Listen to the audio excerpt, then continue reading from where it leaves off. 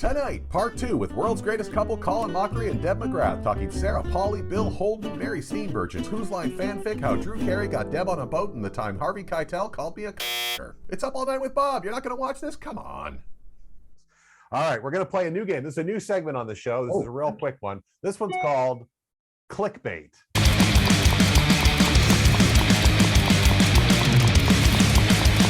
And here's what we're going to do.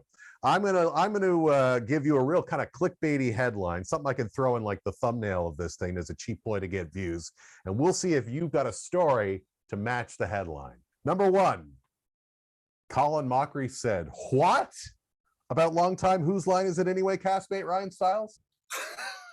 Geez, I usually don't say anything. Here's something though. There was a rumor that was very strong for a while that I'd accidentally killed him. That I was backing out of my garage, and I guess we were living in the same street because that's what castmates do. I didn't see him, and I killed him. And that was on the internet, and was actually went kind of almost viral. But I don't think I've actually said anything. The worst thing I said about him on stage, he did like 15 bald jokes in a row. Then I said he looked like a stick with a nose, and the audience turned on me. It was like, are you kidding me? Well, why the murder story? So how did that, like, was there a grain of truth to that? You accidentally I hadn't done knocked him anything. down with a golf cart or something? There is gay fanfic about us. There is, you know, we go on a holiday with our wives, we ditch our wives, and then we're making out in a hammock somewhere. It's like, how is this enticing to anybody? Number 3, Colin MOCHRIE has a story about the time he appeared on The Tonight Show, and it is everything. Okay, so I was on The Tonight Show. Jay Leno was the host. He had done a bit on the live Drew Carey show that we had done with the Whose Line cast. So he brought me in to play a superhero called Overly Sensitive Man. Right. I was in a bright orange spandex one-piece outfit, and he interviewed me, and I just had to be sensitive. But the spandex was actually chafing my nipples. So I did at one point during the scene go, "My nipples are sore." I figured I'm overly sensitive guy. I guess that would fit. Sure. Yeah. Happened to be on character. What Deb McGrath witnessed on the set of 1985's One Magic Christmas will blow you away. Whoa. Well, I witnessed the birth of young actor and now wonderful director Sarah Polley, who played, it was her first gig, and she was the little tiny town waif. And most recently, she directed the best-selling book, Women Talking. And she just directed that in Ontario with Sheila McCarthy, Claire Foy, what's her name? Frances McDormand. Frances McDormand. So I witnessed her first moment in show Also, business. didn't you witness the excesses of Hollywood? Wasn't that your longest shoot? Oh, yes, yes. So I was at Second City, so I worked at night, so they knew I had a hard out at, let's say, 7. So I had 3 scenes in the movie, and I was on set for almost 8 weeks, sleeping in my trailer, and they'd wake me up to leave. And I was there for so long that I didn't get lunch half the time because people forgot I was still there. And I went from barely making ends meet to making a fortune for, oh my goodness, but they didn't care. They were waiting for the weather, waiting for the snow. Right. A cult classic, by the way, for some. Yeah. I've met a lot of folks who really love that movie. It's one of their favorite Christmas movies. Mary Steenburgen, who's so terrific. Yeah. And of course, Harry Dean Stanton. Did you work with Harry Dean Stanton at all? I met Harry Dean Stanton, and I did meet Mary Steenburgen because I was in a scene with her. But, you know, when you think of the concept, the creepy guy in the tree. Yeah, it is a little weird, right? It's lovely. It's lovely because it isn't sugar and spice. There's something very real about it that makes it different from a lot of Christmas movies. Hey, you already rang up them Dorito chips already. Oh, okay, you're right. I'll take it off your toast. See what you tried to pull on me? See that? Next time I'm going to the AMP. Please be my guest. Next time, go to the AMP. Number 5, you'll never guess who Colin Mochrie got stuck next to on an airplane. Now, I've never had anyone interesting next to me in a plane. The first year of Who's Line, they had the upfronts out in Pasadena. And you go out there and all the journalists just take pictures of you, hoping that you'll make it big. So there was the big party that night. Deb and I are walking down the stairs. Out of nowhere come all these photographers, push Deb out of the way, push me next to Kim Delaney, who was on NYPD Blue at that point. And Who looked horrified. yeah, and they just started taking pictures of the two of us. And I turned to her and I said, well, I guess we're a couple now. I don't think it went over as well as I'd hoped. Because she had no idea who I was. I was a random guy who was walking down the stairs. Oh. But I have sat next to both Prince Andrew and Ivana Trump. You're kidding. No, I'm not kidding. Well, where were you? Well, Subway. Ivana Trump was an LA flight, New York or something, and she came on with her little carpet that she put on, very politely looked at me so I would take in that this meant me as well, turned to the flight attendant and said, I will not be disturbed. I will not be disturbed. And she said, you won't be disturbed. I've never had anyone even close to being a celebrity on a plane with me. Yeah, we Is that have. right? Can't remember. Well, you're the celebrity in those stories. Isn't that a sad state Whether you of like it or affairs? not, you are the celebrity. And our final piece of clickbait, Deb McGrath reveals her biggest fear, and it's terrifying. Oh, there's so many. I and know. they're all Which one are you true. going to pick? I'm geez. excited. Well, there's being on the ocean, seeing the Not hull. afraid, not a sea goer. Terrified. Terrified. I cannot even look at a cartoon version of the hull of a ship. Terrified of ships. Really? Now, the ship thing, there was an interesting, she had two different psychics tell her that she was on the Titanic. I did. That's a true story. Really? Yeah. That's interesting. Yeah, it's bizarre. And my parents tell the tale. We lived in Newfoundland for 3 years, 2.5 years. My dad was doing a job there.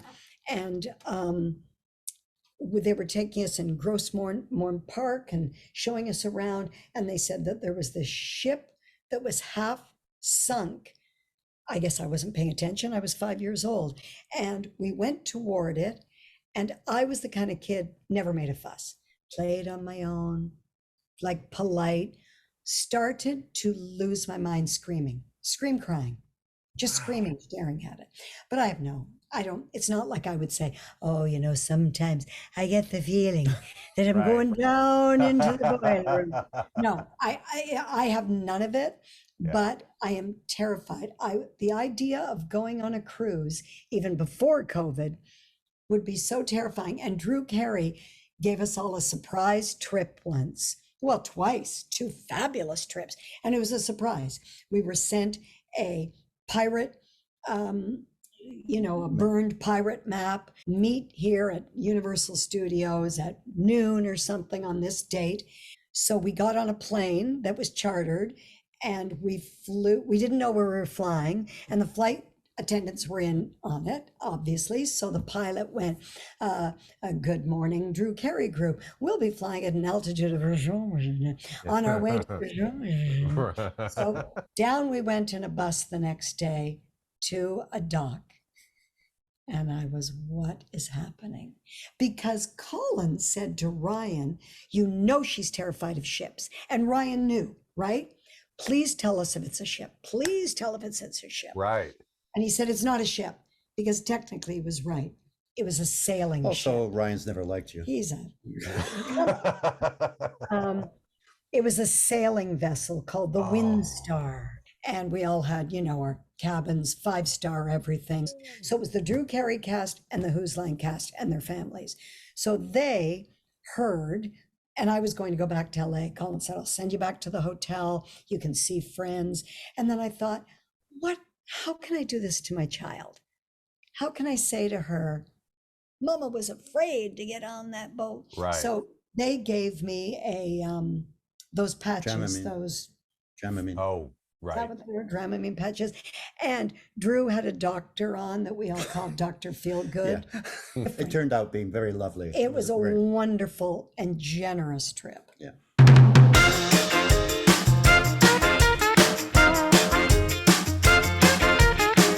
Number one, while performing improv, what is the longest length of time either of you have ever fully blanked on stage?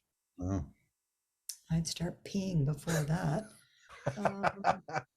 But have you never? I have to. I mean, Colin, have you? I watch what you do, and I just think, is there never a moment where you're just up there and I got nothing? They're gonna. Oh yeah, there are times when that happens, but I always work depend on the other person I'm working with to do something. Also, I've always been, and whenever I've taught classes, I've always said, don't be afraid of silence. I was a big Jack Benny fan, so Right. I would use that time to do usually just mime having some coffee. It wasn't great, but it gave me something to do.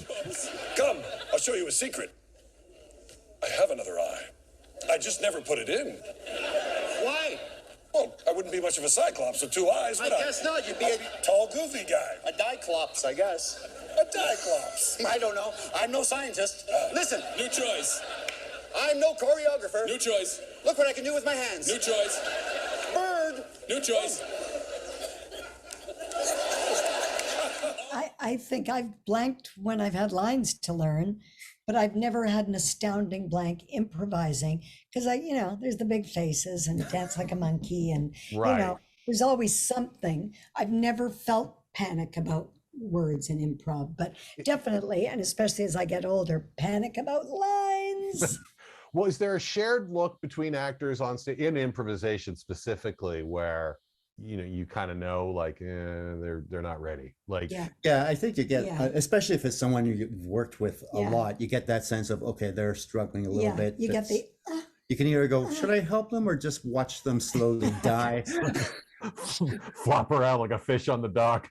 Yeah. I don't know how cool you feel that day. exactly. Number two, did you write your own vows at your wedding? And if so, were they funny or did you play it straight? We did not write our own vows. Oh, good. I was thinking, did we? No, we didn't. No, we were very We were very nervous. We were very nervous, and people, but you're improvisers, you're actors. And I said, but this is real life. And we Yeah. were very emotional. Oh, We've that's been sweet. married together 3 times. We renewed our vows on our 25th, and we wrote our own vows that day. Right. And then we were also married at the Elvis Chapel in Vegas. And even though I was laugh crying going down the aisle because he was, but when we got up there and Elvis started to, give us the vows, we were both crying. Oh, come Yeah. on. That's Yeah. that's beautiful. Buddy Hackett or Buddy Ebsen? Buddy Ebsen. Buddy Ebsen. Buddy Ebsen. Interesting. Surprise. I thought. Yeah. I play serious comedy a lot on my car when I'm driving, and there was a Buddy Hackett routine, and I never knew his comedy really, just from movies but just filthy about Yes. his penis and Yeah. He was one of those guys that I knew him more from like Tonight Show than obviously I never saw him in a nightclub, but every now and again I'll see a clip on there and he'll be doing just a joke, just a real honest to goodness, old fashioned farmer's daughter kind of joke. Yeah. And I think, oh, he is really good at that. I can see Yeah. it. You know what I mean? You order a pizza together. Does one half of the pizza have something on it that the other doesn't? oh God, Jesus. yes. I'm gluten-free. Oh, so that's a big one. I can't have garlic. I can't have onions. Oh no, he's got the fiery. His pizza is like literally the flames of hell. We actually have separate pizzas now. What is the first album you ever bought? Individually, I suppose. It was the Beatles, the red. It was both the red album and the blue album. Oh, the red and the blue? They're looking over the balcony. Yeah. So early 70s, I think that compilation. Yeah. Deb, do you remember? Yeah, I remember my first 45. Jolson. No. Oh, he's on tonight, ladies and gentlemen. It was Shelley Fabares, Johnny. Oh, Shelley Fabares, an Elvis stalwart. She was in, I think, 3 or 4 Elvis movies, right? Yeah. Yeah. And later on, what sitcom did she later feature on in the late 70s? Coach. Oh, that's right. She was on Coach. She was the wife. And she was on One Day at a Time, too. One Day at a Time was the one I was thinking of, but you're right. Of course, she was on Coach after that. Yes, you're right. First movie you remember seeing in the theater? Blackbeard's Ghost. Peter Ustinov. And I think maybe Dean Jones. It was a Disney movie. It's one of these two. It was either In Search of the Castaways or the original Parent Trap with Hailey Mills. But I think it was that's a good one. The Castaways. Ooh, number 9, whiskey, wine, beer, or cola? Wine. No debates there. Oh, you don't have to name the person. Here we go. This is a 2-parter. But if I asked you to think of the person you, particularly somebody famous, you least enjoyed working with, would you have to think about it, or did somebody just immediately leap to mind? Somebody leaps to mind. And it's a tie. Okay, now, and who are they? I'll tell you after. I had All right, you tell me after. one, but it wasn't, because I was just kind of an extra in the scene. And it was Harvey Keitel. And it's not like he was like horrible to me. I was doing a scene with Rod Steiger, Harvey Keitel, and Susan Sarandon. Oh my God. Yeah.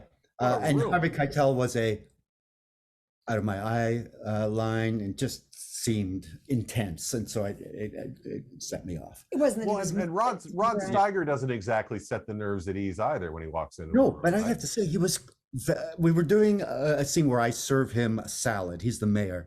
And I toss the salad and stuff. And he says to the director, I think because the mayor is, comes here, he'd probably just do his own salad. And the director goes, yeah, of course. And I'm going, well, there goes my bit. And he goes, oh, but wait, that means that would stop you from having a reason to be here. And I went, no. He said, no, we'll do something. So I had a little improv thing with Rod Steiger. And I thought, oh, that's amazing. Very nice. What was that the was lovely. It's The January Man. Don't watch it. Oh, that was The January Man with Kevin Kline, yeah? Yeah. Was that shot in Toronto? It was, yeah. Yeah. I sort of remember that. That's really neat. One time I walked into the Four Seasons, it was during the film festival, and I was heading over to a lunch table, and Harvey Keitel and a bunch of people were sitting against the wall. And I swear to God, as I walked by, for no reason at all, Harvey Keitel looked at me, turned to the person next to me, he was kind of like this, and he said, and I could swear I heard him say this, look at this fucking cocksucker.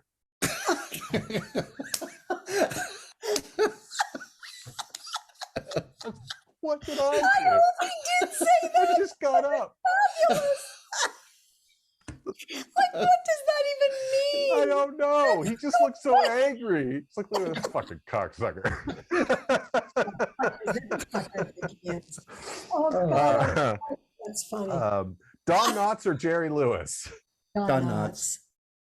That's always the right answer. When was the last time you received a COVID booster? I'm just trying to protect our national treasures here. I got my second booster, so I've had 4 shots about 2 months ago, I guess. Yeah, and I guess I got mine a month ago. Favorite movie starring William Holden? Oh. Stalag 17. Oh. That's a good one.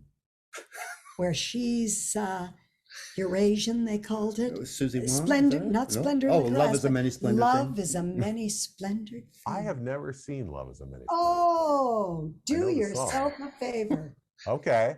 I love William Holden. I don't know why. I don't know Oh, why. my Love William God. Holden. Oh, I Love Courtship Lucy of- episode. Oh, the best Lucy episode. Oh, yes. And the courtship of courtship of Eddie's father. Oh, I thought that was Glenn Ford. It's Glenn Ford. I loved him too. He's great too. I could pick a few, but I mean, probably I go with Towering Inferno just because I love Towering Inferno. But Oh, wow. not saying it's his best role, but I just like the movie. Least favorite audience improv suggestion? Oh, Oh, Proctologist, proctologist, gynecologist, any of the ists. Yeah. Yeah. Anything sort of scatological or kind of, or just. Yeah, it's just, it's mostly a joke, kind of a joke thing. They just expect to get the laugh and that's it. Dildo, you get a lot. Yeah. And I always think, come up here on stage and we'll do the proctologist sound effects scene with you and we'll see how it goes. Number 19, biggest wish for the future. Oh, that there's a future. Yeah. Just that, I thought we'd be in Star Trek times by now, where everybody, all the old stuff was old stuff, but it just seems it's been like a reboot of all the horrible things that make humans horrible. And I mean, Deb is an optimist and is very, and that's tempered, I think, my incredible pessimism and cynicism. But I am getting tired of being surprised by good stories and when people do nice things. It's like, oh, that's great, as opposed to, oh yeah, well, of course. I just wish at this point, people would kind of mind their own business. Yeah. And when they're not minding their own business, it's for a positive reason, to help people rather than to just run them down. Yeah. Way too long an answer. No, it's a good answer. No, it's a good answer. Deb, you are. I'm partly asking this because you as much as we know one another, you are a very positive person. How are you managing? Fine. I guess, I mean, two things. I would like to get back to a time where we could disagree with each other without hating one another, without turning flags upside down, without doing horrible things, that you were allowed to have an opinion, that you could be friends with someone that had a different political point of view. And my hope for the future is that all underrepresented communities, from people experiencing homeless to IBPOC to the queer community, can finally live their lives without scrutiny, and more than that, with honor from other people, with respect. That's the things that I care about. Also, Getting Along Famously reboot. Getting Along Famously. I think everybody feels it. And then finally, we'll end this on something positive. One word to describe each other. Gee, I hope it's positive. Yeah, finding the one word that sort of distills the essence of this woman is very hard. You go if you have one. Well, the word popped into my mind. It's how I feel about you.